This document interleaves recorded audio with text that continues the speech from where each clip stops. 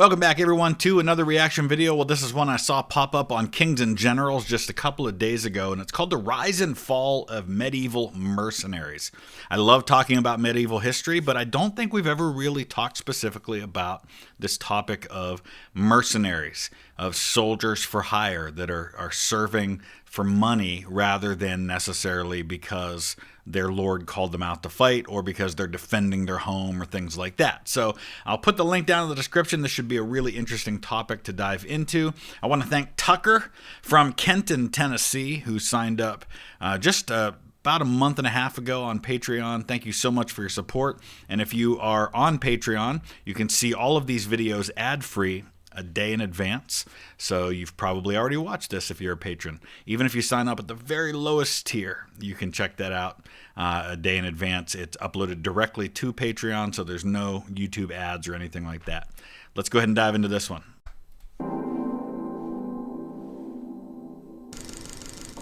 Kai walked amongst the wine-scarlet fields of Italy, dressed in his armor and clutching his sword. His mind drifted to his home on the Isle of Man, a world away from the Mediterranean landscapes he now traversed for pay. So the Isle of Man's kind of a cool little place because it's not really part of the United Kingdom, but it's like an island. It's in between Ireland and Great Britain. Pretty neat. Kai was Cool one of flag, thousands too. of mercenaries who had come to the peninsula to fight for its quarrelsome city-states. His commander, John Hawkwood, had already become famous for his exploits.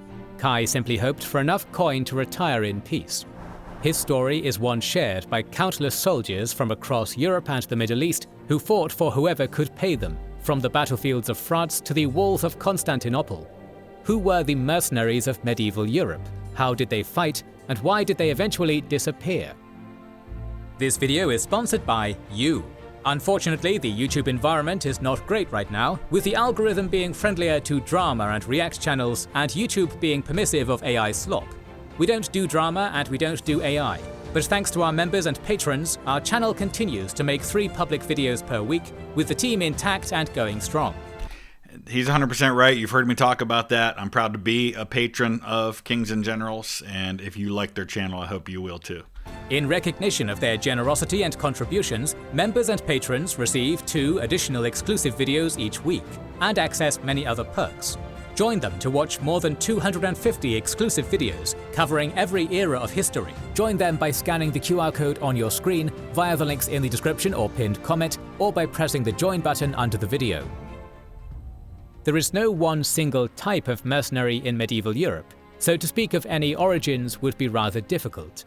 In addition, Europe itself was massively politically and economically diverse from the fall of Western Rome in the 5th century to the early modern period in the 16th century. Thus, there is difficulty in discussing a Rus Varangian in Constantinople in the 1000s and a condottieri leader in Florence in the 1300s. Right. Thus, we will need to focus on mercenaries primarily hailing from Northern and Western Europe who fought everywhere from the Levant to the Baltics. Right, I mean, a lot of people ask the question, well, for example, for me personally, why do you focus so much on particular areas of history? Well, one of the realities is that we are just much more familiar with the history of certain areas because they wrote everything down. You know, we don't have the written history for certain people groups and certain eras that we have for others. And as an English speaker, I'm going to be much more familiar with sources and histories that are written about English-speaking peoples, or that are written about the ancestors of English-speaking people. So it just kind of makes sense, right? So it doesn't mean there aren't fascinating areas of history out there that we don't talk about. We just don't know, at least not yet, as much about them. These soldiers without borders, the origin story is a bit hazy. Some scholars trace the origins of medieval mercenaries to the Foederati, the quasi-vassal, quasi-allied tribes that fought alongside the Roman Empire on its frontiers. As the Western Roman Empire crumbled, it was replaced by various Romance and Germanic-speaking, fractured, multi-ethnic polities. These states were far less capable of mustering up large armies than the Occidental Romans once could. Thus, they had to outsource the monopoly of violence to some local nobles who... So you see there it says on the bottom, many of these states are seen as feudal, but the term is being questioned in its universal applicability. And we actually covered that topic. I think it was Kings and Generals that actually covered that topic about how feudal was feudal Europe during this time. Could muster troops. In addition, raids by various warlike peoples like the Norse and Saxons made Europe both unsafe and attracted many warriors seeking hefty profits to its lands. Thus, the seeds of the early medieval mercenaries emerged around the 7th to 8th century. And, it's fair to say, too, that if you just think about the nature of warfare in general at this time, many of these warriors that would not have been considered mercenaries, ones that were called up by their own lords, for example, were in a sense functioning like mercenaries from the standpoint that they were being paid, they were being rewarded for their service by loot that they were able to acquire while fighting in these battles. And so whether you were fighting directly for your own lord or you were kind of a soldier for hire, the end result, in a sense, was kind of the same, right? When southern Italian and Burgundian states hired local nobles and Arabic Saracens for protection, respectively. Wayward nobles and wandering warriors were only part of the military equation. In fact, the main driver of war economies was the expansion of the clientele. In the 11th century, many cities and states began to require greater security against invaders, but faced issues with untrained personnel. Citizen armies, or armies of peasants under the command of kings, were untrained and prone to heavy losses. For small duchies and city-states, this could be a cataclysmic demographic hit. Yeah, that's a fair point. I mean, you're mostly dealing with what we would call militias today.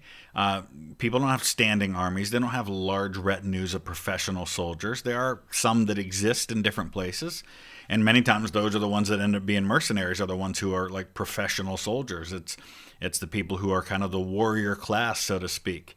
But most people just don't have access to that kind of fighting power. For larger states, it was often the case that mercenaries, more often experienced in the art of war or in specialist military roles, could still be useful in the era before large bureaucracies and national conscription programs. Thus, many nobles who ended up impoverished or had finished a war could be hired as mercenaries. Certain parts of Europe, such as Switzerland, also had few industries but important military traditions, and thus their young men would often leave as mercenaries. These reasons coalesced into the rise of famous mercenary bands, such as the Condottieri of Italy, the Landsknechts of the Germanic-speaking regions, the Routiers in France, and the free companies such as the Catalan and Navarrese companies. Medieval. And actually, we talked, I think, some about them in the recent video that we did on the 100 Years' War. Mercenary bands, often of varied ethnic backgrounds, were businesses first and foremost. Their golden age was approximately from the 13th to the 16th century, during which conflicts such as the 100 Years' War and the Wars of the Italian Peninsula created a strong demand for their services. And one other thing you notice at this point is how everything is coalescing, right? You don't have all of the smaller city-states that you did. I mean, they still exist. The Holy Roman Empire is broken up into all kinds of little things, right? But now you've got France, and now you have Spain forming by the time you get to the 1600s. You've got the Holy Roman Empire. You've got the Ottoman Empire. You've got Italy starting to kind of condense into smaller groups. You got the Poland-Lithuanian Commonwealth, which is going to disappear pretty quickly after this. In the case of the Italian peninsula specifically, the city-states that had a low threshold for combat losses also had substantial capital to spend. Right. Banking and crafting guilds both needed to protect themselves and could use the money to hire mercenaries. Thus, many foreigners, like the famous John Hawkwood, who fought for polities like Florence in the 14th century, migrated to Italy and formed their own companies there. So this makes a lot of sense if you think about it. If you think about having a lot of money, but not a lot of people, because you have the banking and you have all of that sort of stuff. So what do you do with the money if you don't have the people? Well, you hire the people. The same pattern applied to some of the Crusader states in the Orient, particularly those in Greece. Many nobles, whether Byzantine or Latin, needed experienced troops to maintain control over newly conquered territories that were sometimes hostile to them. So let's take a look at that down there. Often medieval armies depended on nobles who could rally peasant troops. In quasi-colonial crusader states with majority Orthodox or Muslim populations, this would be difficult for their Catholic rulers. So, you're talking about areas like Anatolia. You're talking about areas like the crusader states, right? So when you have the Christians taking some of the Holy Land and they establish a crusader state there, you've got a Christian king, you've got Christian nobility there. You're surrounded by people that are fairly hostile to your way of life, and you rely heavily then on those imported troops. To maintain control over newly conquered territories that were sometimes hostile to them. This is how the famous Catalan Company was formed. Nobles who had fought in Sicily for Catalonia were hired by Byzantium and then the Duchy of Athens to help in squabbles against invading armies and nobles. These economics meant that mercenaries could end up as far east as Jerusalem and as far west as Ireland. These soldiers and their leaders needed to be fed and paid, and a relatively standard process for salaries emerged. Usually in places like Italy, mercenaries had to be paid part of their contracts in advance. This payment ensured that the company could keep going even if losses occurred, and it also guaranteed that they would not be ripped off by a dastardly client. Mercenaries often served short tours for their clients. So yeah, there's got to be a certain level of trust here, and when you're being hired by a noble or by a duchy or something that you're not particularly familiar with, there's going to be a little bit of apprehension on, are they really going to pay us? Can they really pay us? Do they need us because they can't afford to pay their own people, and so they're just trying to get somebody else? And then what happens if you don't actually pay them? Well, they're soldiers for hire. They have no loyalty to you beyond money, and if you didn't give them money, well, they can pretty quickly turn on you. As fighting in the Middle Ages was rather seasonal in nature. Paradoxically, this ephemeral warfare meant that many mercenary companies would end up serving opposing sides in wars. Scots mercenaries, for instance, served both England in its raids in Ireland and France during the 100 Years' War in the 1300s. Not even religion could stop an enterprising mercenary. Saracen mercenaries from North Africa were hired by Christian powers, and Muslim Almoravid rulers even hired Christian mercenaries. Both of these stories were recounted in our Norman Kingdom of Sicily and Christian mercenaries in Muslim service videos.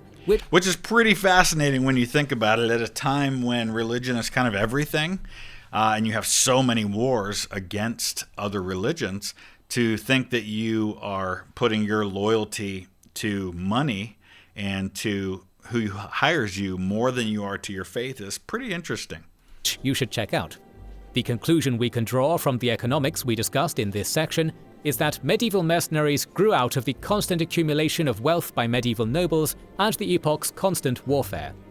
In an era of constant conflict, where many warriors could be impoverished overnight, the mercenary life became an alluring prospect. Yeah. During the major waves of mercenary work, broadly from the time of the 100 Years' War to the end of the Renaissance in Italy, various famed mercenaries and their free companies became prominent in the annals of history. So I'm just thinking back to what he said a minute ago about sometimes you just kind of had to do what you had to do. Well, we've talked about, for example, Victorian London in the time of Jack the Ripper and why so many women resorted to prostitution, because really they just didn't have a lot of other options at that time.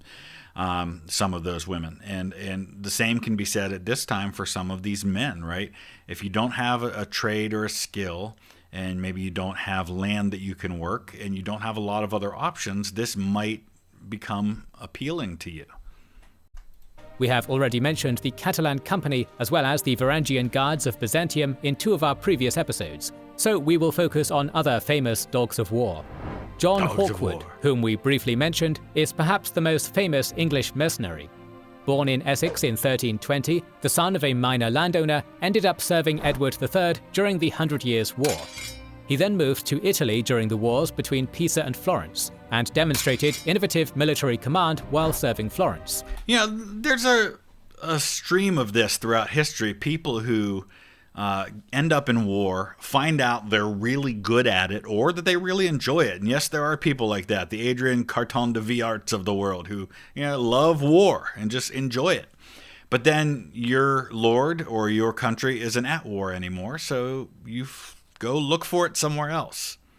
His mercenary company, the so-called White Company, which he took over in 1363, was notorious for its combat efficiency, as well as its professionalism in combat, a fact deeply impressive to local Italian nobles. Hawkwood also served the Papal States and was renowned as a military reformer.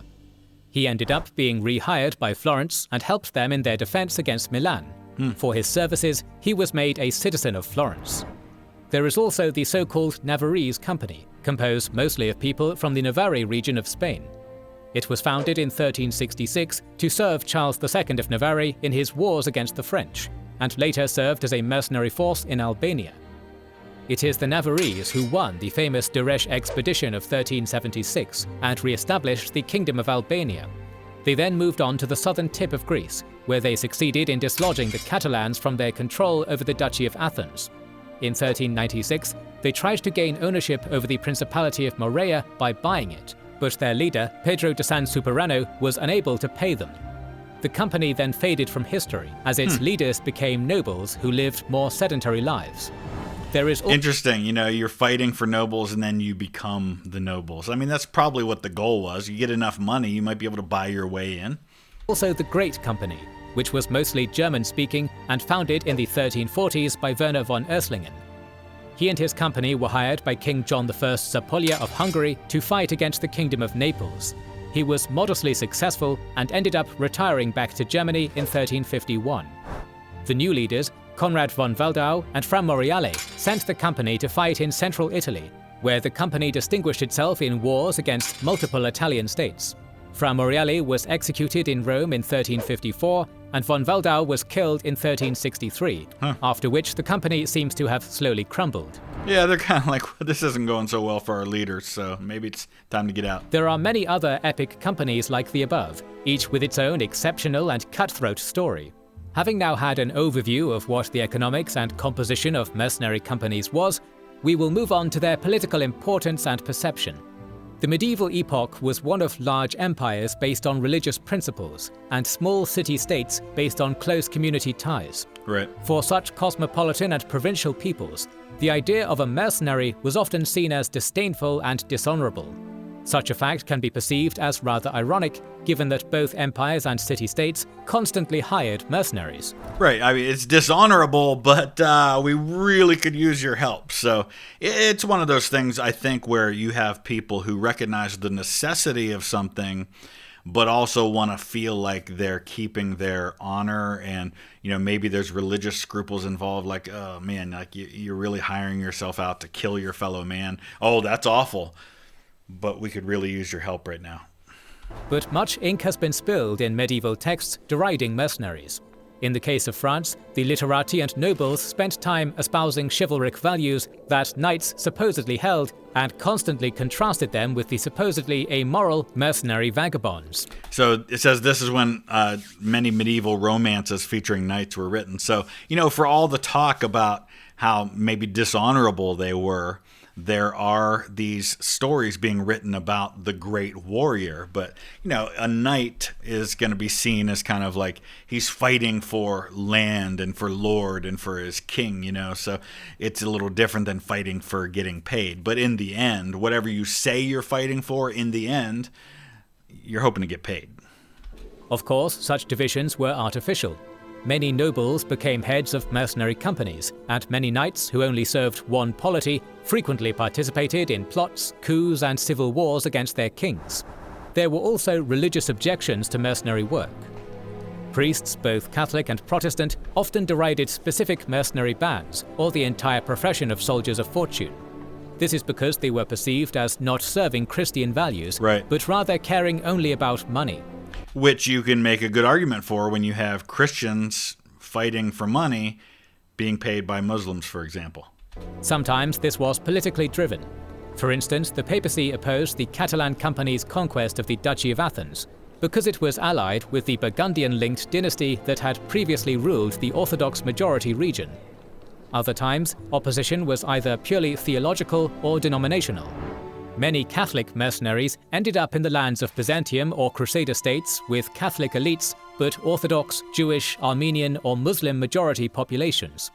Their exploits often earned them the ire of many locals, who saw them as pillaging guerrillas. some pacifist proto-Protestant sects also saw the use of violence for money as deeply problematic and un-Christian. This was particularly the case in Switzerland, where many radical sects developed amongst the multi-ethnic, multi-confessional mountains and valleys. Similar objections began to be raised in more secular terms during the Renaissance on the Italian peninsula. As Italy was the hub of many wars and many condottieri bands, the violence and political power of mercenaries was particularly feared by many of the educated intelligentsia. Right, and so you have to consider that people who might have, in theory, not had a problem with mercenaries, when mercenaries come to your door and they pillage your town and they kill your husband or your father or your son or your wife, or they destroy your village, now it's personal, and now suddenly you might start speaking out against mercenaries. And so some of these areas that are particularly victimized by mercenary bands are going to have much stronger feelings about them. The great political theorist Niccolo Machiavelli was particularly harsh on the concept of a mercenary. He preferred a force that would be loyal to the hegemon of a city, and considered the mercenaries to lack virtuous warriors. And there's the argument right there, is there's something to be said for fighting for your lord, fighting for your land, fighting for your people, versus fighting for someone else who you don't have any connections to. This is in line with Machiavelli's general focus on violence and amoralism as driving forces of politics, and his particular stress on stability and legitimacy as markers of a successful politician. Despite many religious, ethical, and secular objections, mercenaries continued to thrive because of the economic drivers of mercenary work. As the 15th century progressed, the era of Renaissance mercenaries began to end during the 15th to 16th centuries. In the Italian peninsula specifically, the overwhelming political power that some of the companies had ended up being replaced with more centralized military forces. As regional empires encroached on the peninsula, larger armies replaced the flexible military forces that had once roamed the Italian countryside. Well, the population's going up now that you've gotten on the other side of the plague, and you have a little more stability, even though there's still things that hit occasionally. Populations are growing, occupations are diversifying, you have more money coming in, you have a little more flexibility on what you're able to do in hiring your own protective force. The end of most Crusader states and the rise of the Ottomans, which brought a semblance of political unity to the Eastern Mediterranean, also meant that much of the market for Christian rulers seeking professional mercenary help was eliminated. Right. Of course, free-roaming bands of pirates continued to plague the Middle Sea between Europe, Asia, and Africa. But as they had done going all the way back to BC. Italy and the Ottoman Empire had shifted gears toward larger militaries. The rest of Europe did see many mercenaries continue their work, but many mercenaries out of work, such as the accoucheurs of the 15th century, began to be seen as evil. The accoucheurs were soldiers or mercenaries who had served France in 15th century wars, and when left out of work, would rampage the countryside. This was not appreciated, to say the least, by the average European farmer or artisan. Thus, moral objections to mercenaries grew, and would only intensify as the early modern period, with its proto-Enlightenment ideals, unfolded. Larger empires and kingdoms, such as France and England, also shifted their military doctrines. More focus was placed on loyal state-backed troops, such as the Compagnie d'Ordonnance. Right. These forces were trained in modern military tactics, and could thus fight just as well as any experienced mercenary. The state that backed said companies also grew more centralized, providing equipment and logistics far more effectively than before. Mercenaries still had a job market when a weak or small state needed them, but the time of those states would soon decline as well. By the 18th century, large swaths of Europe were part of colonial empires with... And you're now starting to get into the modern notion of nationhood, right? It's shifting from the feudal loyalty to a lord, the land is connected to a person, to a system where you have national borders and a national identity and standing armies and all that sort of thing. Large armies, and mercenaries usually worked only as pirates in particularly chaotic parts of the world.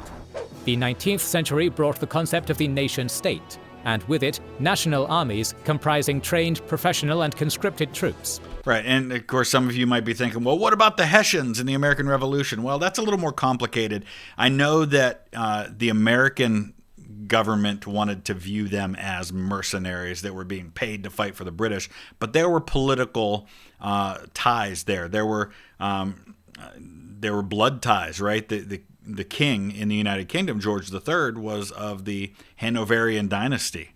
His great-grandfather, George I, had been the king of Hanover, or it was grandfather, George II, had been the king of Hanover, as well as king of England and Scotland. And so there's those dynastic ties. It's not just simple hiring mercenaries kind of thing.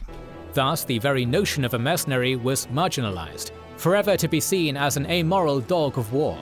Of course, mercenaries continued to find a market in the gun smuggling and colonial war business. The 20th century saw many famous mercenaries appear in Africa and Latin America, sometimes linked to intelligence agencies, sometimes to colonial or apartheid states, and sometimes linked to local dictators. An example is Mad Mike Hoare, who tried to instigate a coup in Seychelles in 1981 on behalf of apartheid South Africa. That's crazy. The Geneva Convention tried to ban this practice in 1977, but was unsuccessful.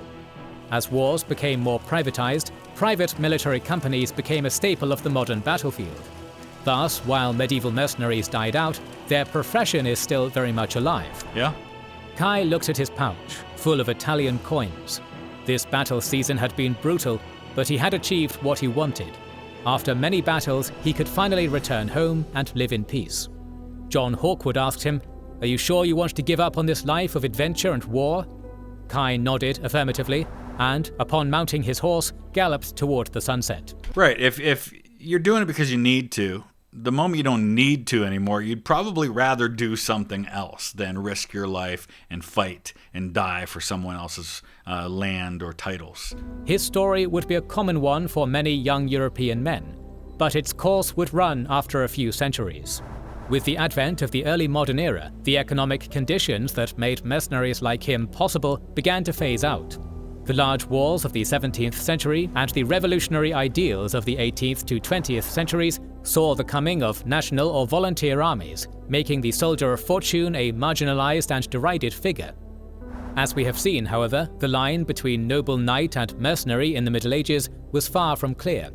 These soldiers without borders committed dastardly wicked deeds, and were prized for their military experience and efficiency. Soldiers with borders could commit awful things on a battlefield too. They were as much a symptom of a battle-ready epoch as they were opportunists exploiting its vicissitudes. Yeah. More videos on the Middle Ages are on the way, so...